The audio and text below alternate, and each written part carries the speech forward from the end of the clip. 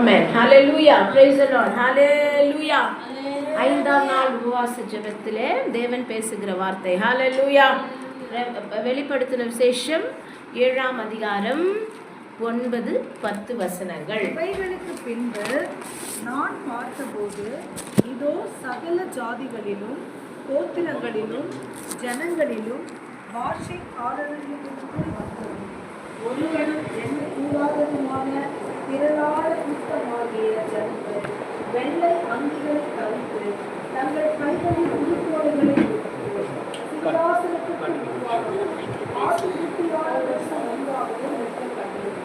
அவர்கள் மகா சத்தமிட்டு இரட்சிப்பின் மகிமை சிங்காசனத்தின் மேல் வீற்றிருக்கிற எங்கள் தேவனுக்கும் ஆட்டுக்குட்டியானவருக்கும் உண்டாவதாக என்று ஆர்ப்பரித்தார்கள். ஆமென். ஹalleluya. 7ஆம் அதிகாரம் 9-10. அப்போ ஹalleluya. இவைகளுக்கு பின்பு நான் பார்த்தபோது இதோ சகல ஜாதிகளிலும் கோத்திரங்களிலும் ஜனங்களிலும் பாஷைக்காரர்களிலும் இருந்து வந்ததும் ஒருவரும் எண்ணக்கூடாததுமான திரள் கூட்டமாகிய ஜனங்கள் வெள்ளை அங்கிகளை தரித்து தங்கள் கைகளில் குருத்தோலைகளை பிடித்து சிங்காசனத்திற்கு முன்பாக ஆட்டுக்குட்டியானவருக்கு முன்பாகவும் நிற்க கண்டேன். அவர்கள் மகா சத்தமிட்டு இரட்சிப்பின் மகிமை சிங்காசனத்தின் மேல் வீற்றிருக்கிற எங்கள் தேவனுக்கு ஆட்டுக்குட்டியானவருக்கும் உண்டாவதாக என்று ஆர்ப்பரித்தார்கள். ஆமென். இதுதான் இன்றைக்கு தேவன் நம்மோடு பேச போகிறார். அப்போ என்ன நடக்க போகுது? ஜெயம் கொள்ளுகிறவர்கள் பரலோகத்தில் என்ன செய்வாங்க? நம்மளுடைய வேலை என்ன? ஜெயம் கொள்ளுகிறவர்கள் தான் பரலோகத்துக்கு போக முடியும்னு சொன்னார். ரெண்டாவது, ஜெயம் கொள்ளுகிறவர்கள் பரலோகத்தில் என்ன பண்ணுவாங்க சொல்லுங்க பார்க்கலாம். திரளான கூட்டங்கள் என்ன பண்ணாங்க? கைகளில் குருத்தோலையை பிடித்து என்ன பண்ணாங்க? சிங்காசனத்திற்கு முன்பாக ஆட்டுக்குட்டியானவருக்கு முன்பாக நிற்க கண்டேன். நின்றுட்டு என்ன பண்ணுறாங்க அவர்கள்? இப்போ சொல்லுங்க. மகா சத்தமிட்டு இரட்சிப்பின் மகிமை சிங்காசனத்தின் மேல் வீற்றிருக்கிற எங்கள் தேவனுக்கும் ஆட்டுக்குட்டியானவருக்கும் உண்டாவதாக என்று ஆர்ப்பரித்தார்கள். இரட்சிப்பின் மேன்மை. அப்போது நம்ம என்ன செய்ய போகிறோமா? பரலோகத்தில் நம்ம ஆண்டவரை துதிக்க போகிறோம். எப்படி துதிக்க போகிறோம்? தேவன் ரட்சிப்பின் மேன்மையை எங்களுக்கு தந்தாரே, ஓ கொடான கொடி ஸ்தோத்திரம். ஏன் சொன்னால் ரட்சிக்கப்படாதவங்க எங்கே போயிடுவாங்க? எங்கே போவாங்க? நரகத்துக்கு போயிடுவாங்க, பரலோகத்துக்கு போக மாட்டாங்க. ரட்சிக்கப்பட்டவர்கள் மட்டுமே தான் பரலோகத்திற்கு செல்ல முடியும். அப்போ ரட்சிப்பின் மேன்மை ஆட்டுக்குட்டியானவர் தேவனுக்கு, எங்கள் தேவனுக்கு ஆட்டுக்குட்டியானவருக்கும் உண்டாவதாக, அவருக்கு உண்டாவதாகன்னு சொல்லி எல்லாரும் என்ன பண்ண போகிறோம்? அந்த இடத்துல ஆர்ப்பரிக்க போகிறோம். அப்போ இப்போ இவர்கள் யார்? இவர்கள் மத்தியிலே நாம் இருப்போமா அப்படின்னு பார்க்கும் பொழுது யார் அந்த திரள் கூட்டமான ஜனங்கள் அப்படின்னு பார்த்தீங்கன்னா, வெளிப்படுத்தின விசேஷம் 7ஆம் அதிகாரம் 13-15 வசனங்கள் வாசிங்க பார்க்கலாம். வெள்ளை அங்கிகளை தரித்திருக்கிற இவர்கள் யார்? எங்கே இருந்து வந்தார்கள்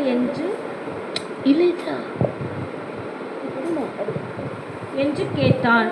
அதற்கு நான், ஆண்டவனே, அது உமக்கே தெரியும் என்றேன். அப்பொழுது அவன், இவர்கள் மிகுந்த உபத்திரவத்தில் இருந்து வந்தவர்கள். இவர்கள் தங்கள் அங்கிகளை ஆட்டுக்குட்டியானவருடைய இரத்தத்தினாலே தோய்த்து வெளுத்தவர்கள் ஆனபடியால் இவர்கள் தேவனுடைய சிங்காசனத்திற்கு முன்பாக இருந்து இரவும் பகலும் அவருடைய ஆலயத்திலே அவரை சேவிக்கிறார்கள். சிங்காசனத்தின் மேல் வீற்றிருக்கிறவர் இவர்களுக்குள்ளே வாசமாயிருப்பார். இவர்கள் இனி பசி அடைவதும் இல்லை, இனி தாகம் அடைவதும் இல்லை, வெயிலாவது உஷ்ணமாவது இவர்கள் மேல் படுவதும் இல்லை. அவ்வளவுதான். ஹல்லேலூயா, ஹல்லேலூயா. அப்பொழுது என்ன நடக்குதா? யார் இந்த இடத்துல போவாங்க சொல்லுங்க எல்லாரும்? மிகுந்த உபத்திரவத்திலிருந்து. ஆமென். மிகுந்த உபத்திரவத்திலிருந்து வந்தவர்களே இவர்கள். ஆமென். சாதாரணமாய் ஒருவராலும் அந்த பரலோக ராஜ்யத்திற்கு செல்லவே முடியாது. இன்றைக்கு தேவன் அதை நம்மோடு மிகவும் தெளிவாய் பேசுகிறார். ஆமென். உபத்திரவம் படலைன்னா நம்மளால் என்ன செய்ய முடியாது. அப்போ பரலோக ராஜ்யம்னா மிகுந்த உபத்திரவம் பட்டவர்கள் மட்டுமே தான் பரலோக ராஜ்யத்திலே அந்த இடத்துல அந்த கிரேட் மல்டிடியூட், ஒரு கூட்ட மக்கள், திரளான மக்களை நான் நிற்க கண்டேன்னு சொல்லி யோவான் சொல்லுகிறார்ல. அப்போ அவர் சொல்கிறபடி அந்த இடத்துல நம்ம நிற்கணும்னா யார் மிகுந்த உபத்திரவத்திலே கடந்து வருகிறார்களோ அவர்களே என்ன ஆவாங்க அந்த ராஜ்யத்திற்குள்ளே. ஆனால் இப்போது என்ன நடக்குது அப்படின்னு பார்த்தீங்கன்னா, இந்த மிகுந்த உபத்திரவத்தை சகிக்கக்கூடாதபடிக்கு தான் பலனற்று சோர்ந்து போய் காணப்படுகிற நம்மை தேவன் பலப்படுத்தும்படியாக, உற்சாகப்படுத்தும்படியாக தேவன் நமக்கு இவைகளை சொல்லி கொடுக்கிறார். ஆமென். ஏன் சொன்னால் அந்த உபத்திரவம் வரும்பொழுதெல்லாம் நம்ம என்ன ஆகிடுறோம், சோர்ந்து போயிடுறோம், பலனற்று போயிடுறோம். ஐயோ, இன்னும் அநேகர் வாயிலிருந்து வருகிற வார்த்தை, எதுக்கு தான் நம்ம ஜீவனோடு இருக்கணும், ஜீவனோடு இருக்கவே கூடாது. வாயிலிருந்து ரொம்ப ஈஸியாக வந்துடுது, பரலோகம் போயிடணும். எப்படி போக முடியும்? போயிட முடியுமா? உபத்திரவத்தை அனுபவிக்காமல் ஒருவராலும் பரலோகம் செல்ல முடியாது என்று சேனைகளின் கர்த்தர் இந்த நாளிலே நம்மோடு பேசிக்கொண்டு இருக்கிறார். ஹல்லேலூயா, ஹல்லேலூயா. உபத்திரவம் என்றால் மிகுந்த உபத்திரவம் உலகத்திற்காக அல்ல, தேவனுக்காக படுகிற உபத்திரவம். ஆமென். Hallelujah. Not for the world, but for Jesus Christ. அந்த ரட்சிப்பை அளித்த தேவனுக்கு நீங்கள் படுகிற உபத்திரவம் தான் அந்த இடத்துல கவுண்ட் ஆகும். ஆமென். Hallelujah. உலகத்தில் நீங்கள் படுற உபத்திரவம் கவுண்ட் ஆகாது, நம்ம படுற உபத்திரவம் கவுண்ட் ஆகாது. ஆகையால் தேவன் இந்த நாளிலே நமக்கு என்ன சொல்லி கொடுக்கிறார்? அவருக்காய் உபத்திரவம் படுகிறவர்கள். இப்போ அந்த 13ஆம் வசனத்திலிருந்து நம்ம வாசித்து தியானிப்போம். அப்பொழுது மூப்பர்களில் ஒருவன் என்னை நோக்கி, வெள்ளை அங்கிகளை தரித்திருக்கிற இவர்கள் யார், எங்கே இருந்து வந்தார்கள் என்று நான் கேட்டேன். ஸோ ஃபஸ்ட்டு பாயிண்ட், ஆண்டவர் நம்மளை என்கரேஜ் பண்ணுறார், உற்சாகப்படுத்துகிறார். நமக்கு என்ன கிடைக்கும்? ஃபஸ்ட்டு ஜெயம் கொள்ளுகிறவர்களுக்கு என்னெல்லாம் கிடைக்கும் சொன்னார்? பரதேசியின் மத்தியிலே இருக்கிற ஜீவ விருட்சத்தின் கனியை நான் புசிக்க கொடுப்பேன்னு சொன்னார். அதுக்கப்புறம் சொன்னார், நான் மறைவான மன்னாவை உங்களுக்கு புசிக்க கொடுப்பேன்னு சொன்னார். அதுக்கப்புறம் சொன்னார், ஒரு குறிக்கல், அந்த கல்லிலே ஒருவரும் அறியாத நாமத்தை நான் அந்த கல்லிலே, எல்லாரும் கேட்குறீங்களா? தூங்கக்கூடாது, எல்லாம் கவனிக்கணும். குறிக்கல்ல எழுதப்பட்ட ஒரு நாமம், நமக்காக எழுதப்பட்ட ஒரு நாமம். அடுத்து சொன்னார், 2ஆம் மரணம் அவர்களை சேதப்படுத்தாதுன்னு சொன்னார். இன்னைக்கு சொல்கிறாரு, வெள்ளை அங்கிகளை தரிக்க நான் தருவேன். ஹல்லேலூயா. அவரை போலவே அந்த வெள்ளை அங்கி, அவர் எப்படி வெண்மையாக இருக்கிறாரோ அப்படிப்பட்ட வெண்மையான அங்கியை நான் தரிக்க கொடுப்பேன். ஹல்லேலூயா. எத்தனை பேருக்கு இந்த அங்கியை தரித்து கொள்ள வேண்டும் என்று வாஞ்சை? ஹல்லேலூயா, ஹல்லேலூயா. அப்போ தேவன் இந்த நாளிலே சொல்லுகிறார், என் ஜனமே, நீங்கள் உபத்திரவப்படுகிறது நல்லது. அப்போ தாவீது சொல்கிறது போல, உபத்திரவப்படுவதனால் நான் உம்முடைய பிரமாணங்களை கற்றுக்கொண்டேன் என்று அவர் சொன்னபடி நம்ம உபத்திரவப்படுவது நல்லது. உபத்திரவப்பட்டாலே வாயிலிருந்து உடனே வர வார்த்தை நமக்கு என்னது? ஐயோ, நம்ம இருக்கக்கூடாது இனிமேல், இது நம்மளால் தாங்க முடியாது. அப்போ தாங்க முடியாதுன்னா நீங்கள் என்ன பண்ண முடியாது? பரலோகம் போக முடியாது. உங்களுக்கு அந்த பரலோகத்தில் இருக்கிற கிஃப்ட் எதுவுமே என்ன ஆகாது, கிடைக்காது. அப்போ உபத்திரவம் படணும்னு ஆண்டவர் சொன்னால் பட்டு தானே ஆகணும். ஆமாம். சின்ன சின்ன உபத்திரவத்தையே தாங்கிக் கொள்ள முடியாத நாம் எப்படி நம்ம ஆண்டவர் உபத்திரவத்தை ஓவர் கம் பண்ண முடியும்? ஓவர் கம் பண்ணணும். அப்போ எப்படி நம்ம ஜெயிக்கணும் அப்படின்னு பார்த்தீங்கன்னா, அவராலே தான் நம்மளை ஜெயிக்க முடியும். ஹல்லேலூயா. அவரை நாம் சார்ந்து வாழும் பொழுது, அவரை நாம் பற்றி கொள்ளும் பொழுது இந்த உபத்திரவத்தை நம்மால் மேற்கொள்ள முடியும். அடுத்து பாருங்க, அப்போது அதற்கு நான், ஆண்டவரே அது உமக்கே தெரியும் என்றேன். அப்பொழுது அவன், இவர்கள் மிகுந்த உபத்திரவத்திலிருந்து வந்தவர்கள், இவர்கள் தங்கள் அங்கிகளை என்ன பண்ணாங்களாம், ஆட்டுக்குட்டியானவருடைய இரத்தத்திலே தோய்த்து நல்லா, இது ஏற்கனவே ஆண்டவர் நம்மளோடு பேசியிருக்கார். தோய்த்து வெளுக்கணும். இங்கிலீஷில் எப்படி இருக்கு படிங்க பார்க்கலாம். Revelation 7:14. And I said to him, Sir, you know. So he said to me, These are the ones who comes out of the great tribulation and washed their robes and made them white in the blood of the Wash their robes and made Lamb. White in the blood of the Lamb. white in the blood of the lamb. Hallelujah. அப்போ என்ன அர்த்தம்? washed, அதுதான் தோய்த்து வெளுத்தவர்கள். ஆமென். அப்போ துவைக்கணும் அப்படின்னு சொன்னால் உங்களுக்கு எல்லாருக்கும் துவைக்கிறதுடைய ப்ராசஸ் தெரியும், வெளுக்கிறதுடைய ப்ராசஸ் தெரியும். It is not that easy. Hallelujah. மிகவும் உபத்திரவமான ஒரு ப்ராசஸ், வேதனைக்குரிய ஒரு ப்ராசஸ். சாதாரண ட்ரெஸ்ஸில் கரைப்பட்டால் சாதாரணமாக சோப் போட்டு தடவுனிங்கன்னா போகுமா? போகாது. என்ன பண்ணுறீங்க? ப்ரஷ்ஷை வச்சு தேய்க்கிறீங்க. அடுத்து கல்லை என்ன பண்ணுறீங்க? ஒராசுறீங்க. அப்போ இதெல்லாம் பண்ணாதான் அந்த கரை போகும்னா ஆத்துமாவிலே இருக்கிற கரை எப்படி நீங்கும்? ஹல்லேலூயா. அப்போ தேவன் என்ன பண்ணுவார்? நம்மளை துவைக்குவார். He will wash our souls to make them white. அப்போ அவருடைய ரத்தத்தினாலே அதை அவர் என்ன பண்ணுவாராம்? வாஷ் பண்ணி அதை வெளுக்க வைப்பார். ஹல்லேலூயா.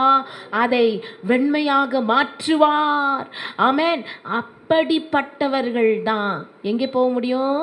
அந்த மல்டிடியூட், எவ்வளோ பெரிய அந்த கூட்டத்தின் மத்தியில் நாம் நிற்க முடியும். அப்போ சும்மா எல்லாரும் அந்த கூட்டத்தில் ஒருவராய் நிற்கவே முடியாது என்று தேவன் நமக்கு கற்றுக் கொடுக்கிறார். ஆமென். நீங்கள் ஜெயம் கொள்ளணும் அப்படின்னு சொன்னால் அப்போ என்ன அதில் அர்த்தம்? உபத்திரவம் பட வேண்டும். ஹல்லேலூயா. ஜெயம் கொள்ளுகிறவர்கள் இன்றைக்கு தேவன் நமக்கு சொல்லிக் கொடுக்கிற பாடம் உபத்திரவத்திலே கடந்து செல்ல வேண்டும் என்பதுதான் தேவன் நமக்கு சொல்லிக் கொடுக்கிறார். ஹல்லேலூயா. ஜெயம் கொள்கிறவர்கள் பரிசுத்தமாக இருக்கணும். ஜெயம் கொள்ளுகிறவர்கள் ஒளியின் பிள்ளைகளாக இருக்கணும். ஜெயம் கொள்ளுகிறவர்கள் தங்களை தாழ்த்த வேண்டும். ஜெயம் கொள்ளுகிறவர்கள் விருத்த சேதனம் பண்ணணும். ஜெயம் கொள்ளுகிறவர்கள் உபத்திரவத்திலே கடந்து செல்ல வேண்டும். 5ஆம் நாள். ஹல்லேலூயா, ஹல்லேலூயா. இப்போ கேட்டிங்களா? நேற்றைய தினம் விருத்த சேதனம் பண்ணணும்னு சொன்னார். இன்றைக்கு என்ன சொல்கிறாரு? உபத்திரவத்திலே நீங்கள் கடந்து வர வேண்டும். ஆமென். ஹல்லேலூயா. அப்போது இந்த நாளிலே தேவன் அந்த திரளான கூட்ட மக்கள் சும்மாவே போய் அந்த இடத்துல வெள்ளை அங்கிகளை தரித்து அவங்க குருத்தோலை எடுத்து துதிக்கலை. அவங்க பாடுகள் மத்தியிலிருந்து வந்தவர்கள். ஆகையால் தான் நான் என்ன பண்ணியிருக்கேன்? அவங்களுக்கு வெள்ளை அங்கிகளை தரிக்க நான் கொடுத்திருக்கிறேன். இப்போது லூக்கா எழுதின சுவிசேஷம் 21ஆம் அதிகாரம் 36ஆம் வசனம் வாசிக்க கேட்போம். லூக்கா 21:36. கடகடன் வாசிங்க. ஆகையால் இனி சம்பவிக்க போகிற இவைகள் எல்லாம் நீங்கள் தப்பி மனுஷருக்கு முன்பாக நிற்க பாத்திரவான்களாக எண்ணப்படுவதற்கு எப்பொழுதும் ஜெபம் பண்ணி விழுத்திருங்கள். மனுஷருக்கு முன்பாகவா மனுஷகுமாரனுக்கு முன்பாகவா? ஆகையால் இனி சம்பவிக்க போகிற இவைகளெல்லாம் நீங்கள் தப்பி மனுஷகுமாரனுக்கு முன்பாக நிற்க பாத்திரவான்களாக எண்ணப்படுவதற்கு எப்பொழுதும் ஜெபம் பண்ணி விழுத்திருங்கள் என்றார். ஆமென். ஹல்லேலூயா. அப்ப எல்லாரும் சேர்ந்து வாசிங்க அந்த வசனத்தை. ஆகையால் நீங்கள் தப்பி மனுஷகுமாரனுக்கு முன்பாக நிற்க பாத்திரவான்களாய் எண்ணப்படுவதற்கு எப்பொழுதும் ஜெபம் பண்ணி விழித்திருங்கள் என்றார். ஆமென். ஹalleluya. அப்போ என்ன செய்யணும்னு சொல்லி கொடுக்குறாரு? விழித்திருந்து ஜெபம் பண்ணணும். எதுக்கு? மனுஷகுமாரனுக்கு முன்பாக நிற்க அந்த இடத்துல நீங்களும் நானும் நிற்க வேண்டுமானால் எப்படி ஜெபிக்கணும்? எல்லாரும் சொல்லுங்க. விழித்திருந்து விழித்திருந்து ஜெபிக்கிறதுனா என்ன? ஆவியிலே விழித்திருந்து ஜெபிக்க வேண்டும். ஆவியிலே விழித்திருந்து ஜெபிக்கிறதுனா என்ன? ஆவியிலே விழித்திருந்து ஜெபிக்கிறதுனா என்ன? பிசாசானவன் எவ்விதத்திலும் கலையை விதைத்து விடாதபடிக்கு ஆவியிலே விழித்திருங்கள். ஏனெனில் உங்கள் எதிராளியான சாத்தான் கெர்ச்சிக்கிற சிங்கத்தை போல எவனை விழுங்குவலாம் என்று அவன் வகை தேடி சுற்றி திரிந்து கொண்டிருக்கிறான். ஆகையால் நீங்கள் என்ன பண்ணணும்? ஆவியிலே விழித்திருந்து ஜெபிக்கணும். ஆவியிலே விழித்திருந்து ஜெபிக்கணும்னா நீங்கள் என்ன பண்ணணும்? சர்வாயுத வர்க்கங்களை தரித்து கொண்டு நீங்கள் என்ன பண்ணணும்? ஒவ்வொன்றாய் எல்லாவற்றையும் தரித்து கொண்டு நீங்கள் எதிர்த்து போராடும்படியாக, உங்களுக்கு பலன் உண்டாகும்படியாக விழித்திருந்து ஜெபிக்க வேண்டும். ஹல்லேலூயா, ஹல்லேலூயா, ஹல்லேலூயா, ஹல்லேலூயா, ஹல்லேலூயா. அப்போ மர்சியெல்லாம் இப்போவே பரலோகம் போகுது போல் இருக்கு. பேக்கெல்லாம் மாற்றின்னு இருக்குது மர்சி. ஹல்லேலூயா, ஆமென். அப்போது யாரெல்லாம் ஆவியிலே விழித்திருந்து ஜெபிக்கணும்? ஆமென், ஹல்லேலூயா. யாரெல்லாம் போய் மனுஷகுமாரனுக்கு முன்பாக நிற்க பாத்திரவான்களாய் இருக்கணும்னு நினைக்கிறாங்களோ அவர்கள் நிற்க வேண்டும். ஹல்லேலூயா. ஆவியிலே விழித்திருந்து ஜெபிக்க வேண்டும். ஆமென். அப்போ இந்த நாளிலே தேவன் நமக்கு அழகாய் நமக்கு கற்றுக் கொடுக்கிறார். மனுஷகுமாரன் யாரு? அவர் தான் இயேசு கிறிஸ்து. அவருக்கு முன்பாக நிற்கிறது தான் இந்த கிரேட் மல்டிடியூட், இந்த திரள் கூட்டமான ஜனங்கள். அப்போ நம்ம எந்த நேரமும் ஜெப சிந்தையோடு காணப்பட வேண்டும். நம்மளுடைய சிந்தை இங்கும் அங்கும் சதறடிக்காதபடிக்கு எங்கு சென்றாலும் எதை செய்தாலும் எப்பொழுதும் எந்த நிமிஷமும் நம்மளுடைய சிந்தையிலே ஜெபம் இருந்து கொண்டே இருக்கணும்.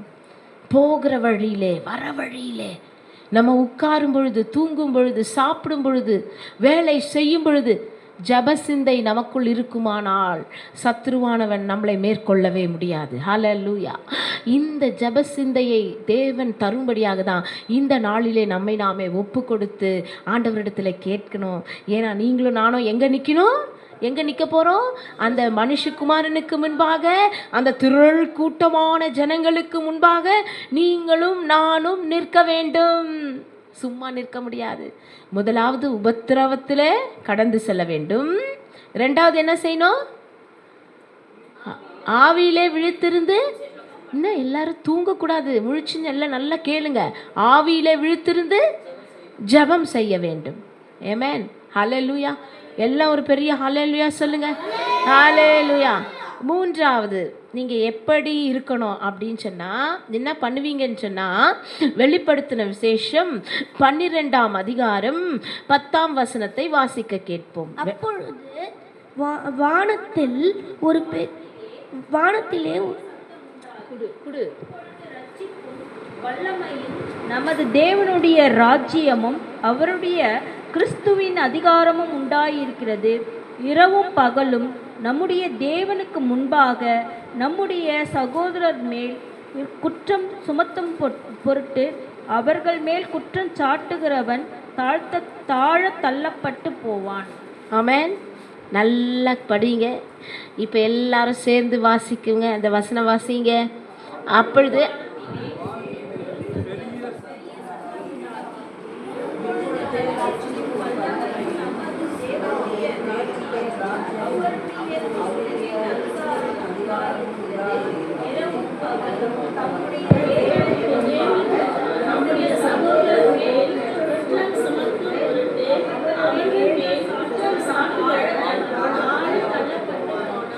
யாரை பட்டு போனா? அப்போ ஜெயிக்கிறவங்க என்ன செய்வோம் சொல்லுங்க பார்க்கலாம். யாரை தள்ளுவோம்? பிசாசை நம்ம என்ன பண்ணிடுவோம்? குற்றப்படுத்துகிறவன் யார்? பிசாசு தான். ஹல்லேலூயா. நல்லா கவனித்து படிங்க, அப்போ உங்களுக்கு இன்னும் தெளிவாக புரியும். அப்பொழுது வானத்திலே ஒரு பெரிய சத்தம் உண்டாகி, இப்பொழுது ரட்சிப்பும் வல்லமையும் நமது தேவனுடைய ராஜ்யமும் அவருடைய கிறிஸ்துவின் அதிகாரமும் உண்டாயிருக்கிறது. இரவும் பகலும் நம்முடைய தேவனுக்கு முன்பாக நம்முடைய சகோதரர் யார் போய் யோபை பற்றி குற்றம் சாட்டுறா? யார் சொல்கிறா? சொல்லுங்க.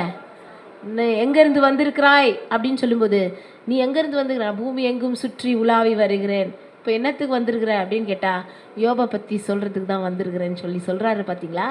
அப்படி சகோதரர் மேல் குற்றம் சுமத்தும் பொருட்டு அவர்கள் மேல் குற்றம் சாட்டுகிறவன் தாழ தள்ளப்பட்டு போவான். அடுத்த வசனம் வாசிங்க. மரணம் நேரிடுகிறதா இருந்தாலும் அதற்கு தப்பும்படி தங்கள் ஜீவனையும் பாராமல் தங்கள் சாட்சியின் வசனத்தினாலும். அப்போ நீங்க யாருக்கு பயப்படணும்? ஆத்துமாவை கொள்ள வல்லவருக்கே பயப்படணும் தவிர மனுஷனுக்கு நீங்க என்ன செய்யக்கூடாது? பயப்படக்கூடாது. தங்கள் ஜீவனே போனாலும் மரணம் நேரிடுகிறதா இருந்தாலும் அதற்கு தப்பும்படி தங்கள் ஜீவனையும் பாராமல். இன்னைக்கு ஆராதனையிலையும் ஆண்டவர் பேசினார். பார்த்தீங்களா? எப்படி இருக்கணும்? ஜீவனே இல்லை சிஸ்டர் தீர்க்க தரிசனம் சொன்னாங்க. ஜீவனே போனாலும், ஹல்லேலூயா, ஜீவனே போனாலும் என்ன நடக்கும்? நீங்கள் என்ன பண்ணக்கூடாது? ஜெயிக்கிறவர்களாய் மாறணும்னு சொல்லி ஆண்டவர் பேசினார். அப்போ ஜீவனே மரணமே நேரிடுகிறதா இருந்தாலும் ஜீவனையும் பாராமல் ஆட்டுக்குட்டியின் இரத்தத்தினாலும் தங்கள் சாட்சியின் வசனத்தினாலும் அவனை ஜெயித்தார்கள். அப்போ நம்ம என்ன செய்யணும்? எப்படி இருக்கணும்? இன்னைக்கு ஆண்டவர் நமக்கு சொல்லி கொடுக்குறாரு. எப்படி ஜெயிக்கிறவர்களாய் மாறணும்? நம்ம ஜீவனை நாம் மேன்மை பாராட்டக்கூடாது. இயேசுவின் இரத்த ஜெயம். ஜீவன் பெரிதல்ல, ஜீவனை பார்க்கிலும் அவருடைய கிருபை மேலானது. நம்ம பயப்படுறதே நம்ம ஜீவனுக்கு தான் பயப்படுறோம். ஆமென், ஹல்லேலூயா. ஆமாம், ஜீவன் நம்ம பெருசு கிடையாது. அதை பார்க்கிலும் ஆண்டவருடைய ராஜ்யத்திற்குள் போகிறது தான் நமக்கு பெருசுன்றதை நம்ம முதல்ல யோசிச்சுக்கணும். அதை சொன்னேன். இப்போ சரீரத்தையும் சரீரத்தை கொல்ல வல்லவர்கள்ல ஆத்துமாவை கொல்ல வல்லவருக்கே நம்ம பயப்படுங்க.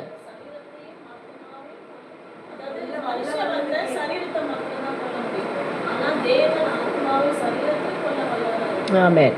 ஆத்துமாவையும் சரீரத்தையும் கொல்ல வல்லவருக்கே நம்ம பயப்படணும். ஹல்லேலூயா, ஹல்லேலூயா. அப்போ பாருங்க, இந்த நாளிலே தேவன் என்ன சொல்லி கொடுக்குறாரு? அப்போது நம்ம யாரை விழத்தள்ளணும்? யார் விழத்தள்ளுவோம்? சாத்தான். குற்றம், நம்மை பற்றி குற்றம் சுமத்துகிற அந்த சாத்தானை விழத்தள்ளும்படியாக நாம் ஜெயிக்கிறவர்களாய் காணப்பட வேண்டும். ஹல்லேலூயா. அப்படிப்பட்டவர்கள் தான் அந்த மல்டிடியூட்ல நிற்பாங்க. சாத்தானை விழத்தள்ளுகிறவர்கள். அப்போ சாத்தானை விழத்தள்ளணும்னா இப்போ தான் முந்தினி பாயிண்ட் ஆண்டவர் சொன்னார். நம்ம எப்படி இருக்கணும்? ஆவியிலே விழுத்திருந்து சர்வாயுத வர்க்கங்களை தரித்து கொண்டு எப்பொழுதும் நம்ம என்ன செய்யணும்? ஜெபிக்கிறவர்களாய் இருக்க வேண்டும். அப்பந்தான் நம்ம யாரை தள்ள முடியும்? சாத்தானை, குற்றம் சுமத்துகிறவனை நாம் கீழே விழ தள்ளும்படியாக ஜெயிக்கிறவர்களாய் மாற முடியும். ஹல்லேலூயா, ஹல்லேலூயா. மறந்துட்டேன். ஹல்லேலூயா, ஹல்லேலூயா. அப்போது அடுத்த வசனம் வாசிங்க. பாருங்க, வெளிப்படுத்தின விசேஷம் 3ஆம் அதிகாரம் 4-5 வசனங்கள். அவங்களுக்கு என்ன நடக்கும்ன்றது ஆனாலும் தங்கள் வஸ்திரங்களை அசுசிப்படுத்தாத சில பேர் சர்த்தையிலும் உனக்குண்டு. அவர்கள் பாத்திரவான்கள் ஆனாபடியினால் வெண்வஸ்திரம் தரித்து என்னோடே கூட நடப்பார்கள். ஜெயம் கொள்கிறவன் எவனோ அவனுக்கு வெண்வஸ்திரம் தரிக்க கொடுப்பேன். ஜீவ புஸ்தகத்தில் இருந்து அவனுடைய நாமத்தை நான் கிறுக்கி போடாமலும் என் பிதா முன்பாக அவருடைய தூதர் முன்பாகவும் அவர் நாமத்தை அறிக்கையிடுவேன். ஆமென். என்ன பண்ண மாட்டார் ஆண்டவர்? சொல்லுங்க. ஜீவ புஸ்தகத்திலிருந்து பேரை கிறுக்கி போட மாட்டார். இந்த ஜெயம் கொள் எவ்வளோ பாருங்க, எவ்வளோ ஆண்டவர் நமக்கு சொல்றாரு. எதுக்கு இதெல்லாம் சொல்றாரு? எதுக்கு இதெல்லாம் சொல்றாரு? நம்ம ஜெயம் கொள்கிறவர்களாய் மாறணும். நம்ம பேர் ஜீவ புஸ்தகத்திலே எழுதப்படணுமா வேண்டாமா? அல்லேலூயா. நம்ம பேர் ஜீவ புஸ்தகத்திலே எழுதப்பட வேண்டும். ஆமென். ஹல்லேலூயா. அப்போ நம்ம பேர் ஜீவ புஸ்தகத்தில் எழுதப்படணும்னா, கிறுக்கி போடக்கூடாதுன்னா, நம்ம எப்படிப்பட்டவர்களாக இருக்கணும்? ஜெயம் கொள்ளுகிறவர்களாய் மாறணும். அந்த வெண்வஸ்திரம் தரித்து கொள்ளணும். மிகுந்த உபத்திரவம் வழியாய் கடந்து செல்லணும். ஆவியிலே விழித்திருந்து ஜெபிக்கணும். அப்பொழுது உங்கள் பெயர்களை அவர் என்ன செய்ய மாட்டாரு? ஜீவ புஸ்தகத்திலிருந்து கிறுக்கி போட மாட்டார். ஹல்லேலூயா. இப்போ நீங்க எல்லாரும் சேர்ந்து படிங்க. தங்கள் வஸ்திரங்களை அசுசிப்படுத்தாத சில பேர். அசுசிப்படுத்தாத. அப்போ வஸ்திரம்னா என்னது? அது ரட்சிப்பின் வஸ்திரம். அப்போ உங்களுடைய ரட்சிப்பின் வஸ்திரத்தை நீங்கள் கரைப்படுத்தாதபடிக்கு நம்ம காணப்படும் பொழுது அவர்கள் பாத்திரவான்களானபடியால் வெண் வஸ்திரம் தரித்து என்னுடனே கூட நடப்பார்கள். எப்படி ஒரு சந்தோஷம் பாருங்க, யோசிச்சு பாருங்க. அவரோட கூட நடக்கிற அனுபவம். ஹல்லேலூயா. அந்த நாளிலே ஏதேன் தோட்டத்திலே ஆதாமுக்கும் ஏவாளுக்கும் அந்த அனுபவம் இருந்தது. ஆனால் அவர்கள் பாவம் செய்தபடியினால், தங்கள் வஸ்திரங்களை கரைப்படுத்தினபடியினால் அவர்களை ஆண்டவர் என்ன பண்ணிட்டாரு?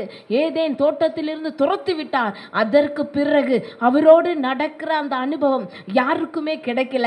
ஆனா அதுக்கப்புறம் ஏனோக்கு வாக் வித் காட் அப்படின்னு போட்டிருக்கு. அப்ப அவர் தேவனோடு சஞ்சரித்த ஒரு அனுபவம் இப்பொழுது ஆண்டவர் நமக்கு சொல்லுகிறார். ஜெயம் கொள்ளுகிறவர்களுக்கு அவரோடு நடக்கிற அந்த அனுபவத்திற்குள் தேவன் நம்மை நடத்தி செல்வார். ஹல்லேலூயா.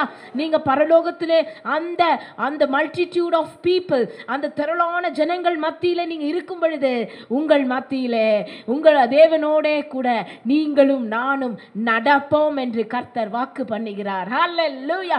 எவ்வளவு பெரிய ஸ்லாக்கியம், எவ்வளவு பெரிய பாக்கியம். இந்த உலகத்துல யாரோடு நடந்தாலும் தேவனோடு நடக்கிற அனுபவம் அது தனி. ஹல்லேலூயா. இந்த உலகத்தில் நடந்தாலும் அதெல்லாம் அழிஞ்சு போயிடும். ஆனால் அந்த பரலோகத்தில் அவரோடு நடக்கிற அனுபவம் நித்தியமாய் காணப்படும். ஹல்லேலூயா. அது ஒரு காலமும் அழியாது. ஹல்லேலூயா. அது எப்பொழுதும் நமக்கு என்ன எப்படி இருக்கும்? நமக்கு எப்படி இருக்கும்? சந்தோஷமாக இருக்கும். அடுத்து பாருங்க, அடுத்து என்ன இருக்கு? படிங்க, அப்படியே படிங்க. ஜெயம் கொள்ளுகிறவர்கள் எவனோ அவனுக்கு என்ன பண்ணுவேன்? தரிப்பிக்கப்படும்.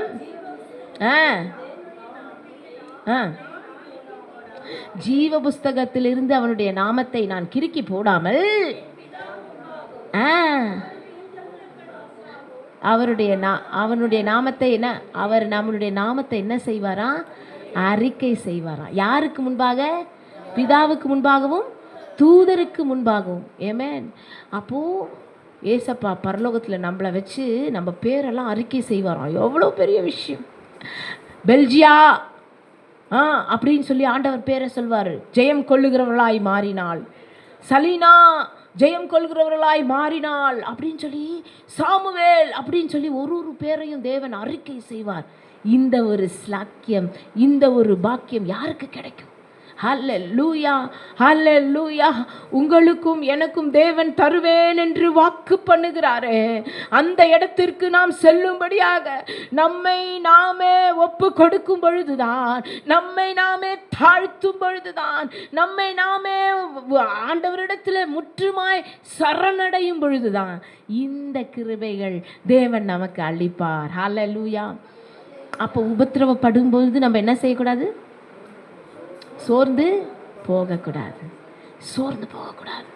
உபத்திரவப்படும் பொழுது, ஆண்டவரே நான் ஜெயம் கொள்ளுகிறவர்களாய் நான் மாறப்போகிறேன், நான் ஜெயம் கொள்ளுகிறவளாய் மாறப்போகிறேன், ஜெயம் கொள்ளுகிறவனாய் நான் மாறப்போகிறேன் என்று நாம் அறிக்கை செய்யும் பொழுது தேவன் நம்மை ஜெயம் கொள்ளுகிறவர்களாய் மாற தேவன் நமக்கு கிருபை பாராட்டுவார். ஹல்லேலூயா, ஹல்லேலூயா. அப்பொழுது அவர் என்ன பண்ணுவாராம்? ஜீவ புஸ்தகத்திலே நம்மளுடைய பேரை கிறுக்கி போடாமல் இருப்பார். ஆமென். அப்போ எவ்வளோ காரியம் நமக்கு சொல்லி கொடுக்குறார். ஜெயம் கொள்கிறவர்களுக்கு என்னெல்லாம் கிடைக்கும்னு சொல்கிறார். இதெல்லாம் அவர் சொல்கிறது எதுக்காக? நம்மளை இன்னும் உற்சாகப்படுத்தும்படியாக. நம்ம சும்மா இங்கே உபத்திரவப்படுவதில்லை, இந்த உபத்திரவம் வீணாய் போவது அல்ல, இதற்குரிய பலன் பரலோகத்திலே உங்களுக்கும் எனக்கும் உண்டாகும் என்பதற்காகவே தேவன் இதை நமக்கு கற்றுக் கொடுக்கிறார். ஹல்லேலூயா, ஹல்லேலூயா, ஹல்லேலூயா. அப்போது என்ன சொல்வாங்க அப்படின்னா, எடுத்து வாசிங்க. வெளிப்படுத்தின விசேஷம் 11ஆம் அதிகாரம் 15ஆம் வசனத்தை எடுத்து வாசிங்க.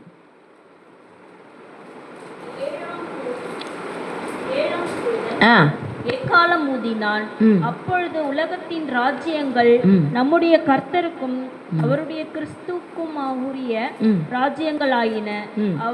அவர் சதா காலங்களிலும் ராஜபாரம் பண்ணுவார் என்று என்னும் கம்பீர சத்தங்கள் வானத்திலே உண்டாயின. ஆமென். போதும் போதும் போதும். வெளிப்படுத்தின விசேஷம் என்னது சொன்ன? 11-15 மட்டும். அப்போ என்ன பண்ணுவாங்க இவங்க அப்படின்னா, பரலோகத்திலே யார் சதா காலம் shall rain for ever and எவர் அப்படின்னு நம்ம துதிக்க போகிறோம். அப்போ அது என்ன எப்படி இருக்குது? இல்லை இல்லை, 7ஆம் தூதன்லாம் இல்லை, கடைசியில் இருக்கிறத மட்டும் வாசிங்க. 15ஆம் வசனம். ராஜ்யங்களையும் சதா காலங்களிலும் ராஜ்யபாரம் பண்ணுவார் என்னும் கம்பீர சத்தங்கள் வானத்திலிருந்து உண்டாயின. அப்போ இவங்கெல்லாம் என்ன செய்ய போகிறாங்க? எப்படி எப்படி துதிக்க போகிறோம்? நம்மளாம் என்ன துதிக்க போகிறோம் சொல்லுங்க? சதா காலங்களிலும் கர்த்தருடைய ராஜ்யம் சதா காலங்களிலும் பண்ணுவார் என்று கம்பீர சத்தத்தோட முழங்க போகிறோம். அப்போது நம்மலாம் என்ன பண்ண போகிறோம்? உலகத்தின் ராஜ்யங்கள் நம்முடைய கர்த்தருக்கும் அவருடைய கிறிஸ்துவுக்கும் உரிய ராஜ்யங்கள் ஆயின. இந்த உலகத்தில் இருக்கிற ராஜ்யங்களெல்லாம் யாருடைய ராஜ்யமாக மாறிடுச்சு? கர்த்தருடைய ராஜ்யமாய் மாறிடுச்சு. இப்போ யாருடைய ராஜ்யம்? இந்த உலகம் யாருடைய ராஜ்யத்துக்குள்ளே இருக்குது? சாத்தானுடைய ராஜ்யத்துக்குள்ளே இருக்குது. அப்போ மேலே போயிட்டோன்னு சொன்னால் அப்போ அது யாருடைய ராஜ்யமாக மாறப்போகுது? இந்த இடத்துல யாருடைய ராஜ்யம் இருக்காது? சாத்தானுடைய ராஜ்யம் இருக்காது. அப்போ ஜெயம் கொள்ளுகிறவர்களாய் மாறிட்டோன்னா நம்ம எந்த ராஜ்யத்திலிருந்து மீட்கப்படுவோம் சொல்லுங்க? சாத்தானுடைய ராஜ்யத்திலிருந்து மீட்கப்பட்டு கிறிஸ்துவினுடைய ராஜ்யத்திற்குள் நாம் செல்ல போகிறோம். ஹல்லேலூயா, ஹல்லேலூயா. அதுவும் அந்த ராஜ்யம் எப்படிப்பட்டதா இருக்கும்? சதா காலங்களிலும் முடிவே இல்லாத கிறிஸ்துவின் ராஜ்யம் சதா காலங்களிலும் உண்டாவதாக, சதா காலங்களிலும் உண்டாவதாக நம்ம சொல்ல போகிறோம். எல்லாரும் சேர்ந்து சொல்வோமா? சதா காலங்களிலும் கிறிஸ்துவின் ராஜ்யம் உண்டாவதாக, உண்டாவதாக. உலகத்தின் ராஜ்யம் எல்லாம் என்னவா மாறப்போகுது? கிறிஸ்துவின் ராஜ்யமாய் மாறப்போகிறது. ஹல்லேலூயா. அதற்காக தான் தேவன் உங்களையும் என்னையும் தெரிந்தெடுத்திருக்கிறார். ஹல்லேலூயா. இந்த உலகத்திலே, இந்த உலகத்தின் ராஜ்யத்திலே, அடிமை தனத்திலே நாம் வாழும்படியாக அல்ல, நாம் ஜெயித்து கிறிஸ்துவின் ராஜ்யத்திற்குள் செல்லும்படியாக, இந்த உலகத்தின் ராஜ்யம் கிறிஸ்துவின் ராஜ்யமாய் மாறும்படியாக தேவன் உங்களையும் என்னையும் நடத்தும்படியாக தான் ஜெயம் கொள்கிறவர்களாய் மாறும்படியாக செய்கிறார். ஹல்லேலூயா. சரி, இப்போ இவ்வளோ நேரம் என்ன பேசினார் ஆண்டவர்? ஒரு ரீகேப்சுலேஷன் சொல்லுங்க பார்க்கலாம். ஃபஸ்ட்டு என்ன சொன்னார்? ஃபஸ்ட்டு ரெவலேஷன் 7, 9, 10 என்ன சொன்னார் ஆண்டவர்? ஒரு பெரிய அவர் யாரை கண்டார்? திரளான ஜனங்களை வெண்வஸ்திரம் தரித்து குருத்தோலையை எடுத்து சிங்காசனத்திற்கு முன்பாக என்ன பண்ணாங்களாம்? அவருக்கு மகிமை உண்டாவதாகன்னு சொல்லி ஆர்ப்பரிக்க கண்டேன்னு சொல்லும் பொழுது, யார் இவர்கள் அப்படின்னு கேட்கும்போது, அப்போ இவங்க தான் யாரு? மிகுந்த உபத்திரவத்திலிருந்து வந்தவர்கள்னு சொல்லி ஆண்டவர் சொல்றாரு. ஹல்லேலூயா. அப்போ இன்னைக்கு நம்ம எப்படி ஜெயம் கொள்கிறவர்களாய் மாறணும்? மிகுந்த உபத்திரவத்தின் வழியாய் நடந்தவர்கள் மட்டும்தான் ஜெயம் கொள்கிறவர்களாய் மாற முடியும்னு சொல்லி கொடுத்தாரு. அடுத்தது என்ன சொல்லி கொடுத்தாரு? என்ன? வெப்பவும் விழித்திருந்து ஆவியிலே ஜெபிக்கிறவர்கள். இல்லை, ஃபஸ்ட்டு லூக்கு, செகண்ட் லூக்கு தான் நான் சொன்னேன். தேவனுக்கு முன்பாக நிற்கும்படியாக, மனுஷகுமாரனுக்கு முன்பாக பாத்திரவனாய் நிற்கும்படியாக. ஆமென். அப்போ என்ன பண்ணோம்? விழித்திருந்து ஜெபம் பண்ணணும். விழித்திருந்து ஜெபம் பண்ணணும். அப்புறம் என்ன செய்யணும்? விழித்திருந்து ஜெபம் பண்ணி சாத்தானை ஜெயிக்கணும். அடுத்துதான் இப்போ நீங்கள் சொல்கிறது, ஆட்டுக்குட்டியானவருடைய ரத்தத்தில் தோய்த்து வெளுக்கப்பட்டவர்கள். அடுத்து என்ன? அசுசிப்படுத்தாமல், உயிருக்கு பயப்படாம, ஜீவனுக்கு பயப்படாம, அவங்க எப்படி இருப்பாங்க? மரணத்துக்கு பயப்படாம ஜெயம் கொள்ளுகிறவர்களாய் சாட்சியின் வசனத்தினாலும் ஆட்டுக்குட்டியானவருடைய இரத்தத்தினாலும் அவர்கள் என்ன பண்ணுவாங்க? ஜெயிக்கிறவர்களாய் மாறுவார்கள். அடுத்து வெண்வஸ்திரம். அதுக்கப்புறம் ஜீவ புஸ்தகத்திலிருந்து பேரை கிறுக்கி போடாமல் இருப்பேன்னு சொல்றாரு. அப்புறம் நடக்குவோன்னு சொல்றாரு. யாரு கூட நடப்போம்? ஏசப்பாவோடு நம்ம நடப்போம். அந்த ஒரு பாக்கியத்தை தேவன் தருவேன் என்று சொன்னாரு. அடுத்தது ஃபைனலா இது நடுவில் ஒரு பாயிண்ட் நம்ம விட்டுட்டோம். நம்மளை எப்பொழுதும் அக்யூஸ் பண்ற சாத்தானை நம்ம என்ன பண்ணுவோம்? ஜெயிக்கிறவர்களாய் மாறுவோம். அவன் தாழ தள்ளி விட்டுருவோம். அவன் தான் யாரு? நம்ம குற்றப்படுத்துகிற பொல்லாத சாத்தான். அவனை நம்ம ஜெயிக்கிறவர்களாய் மாறுவோம். அதுக்கப்புறம் ஃபைனலாக உலகத்தின் ராஜ்யங்கள் எல்லாம் கிறிஸ்துவின் ராஜ்யமாய் மாறப்போகிறது. அது சதா காலங்களிலும் அந்த ராஜ்யம் ஆமென், தேவன் ராஜ்யபாரம் பண்ணுவார் என்று நம்மெல்லாம் சத்தமிட்டு ஆர்ப்பரிக்க போகிறோம். ஹல்லேலூயா, ஹல்லேலூயா. இப்படிப்பட்ட ஸ்லாக்கியம், இப்படிப்பட்ட பாக்கியம் யாருக்கு உண்டாகும்? ஜெயம் கொள்ளுகிறவர்களுக்கு உண்டாகும். ஹல்லேலூயா, ஹல்லேலூயா. அப்போ ஆண்டவர் நம்மளை எவ்வளோ தூரம் நம்மளை என்ன பண்ணுறாரு? என்கரேஜ் பண்ணுறாரு, நம்மளை இன்னும் உற்சாகப்படுத்துகிறார். சோர்ந்து போகாதபடிக்கு, பலவீனமாய் மாறாதபடிக்கு நம்ம என்ன செய்யணும்? ஜெயம் கொள்கிறவர்களாய் மாறணும். கர்த்தர் தாமே இந்த செய்தியை ஆசீர்வதிப்பாராக. ஆமென்.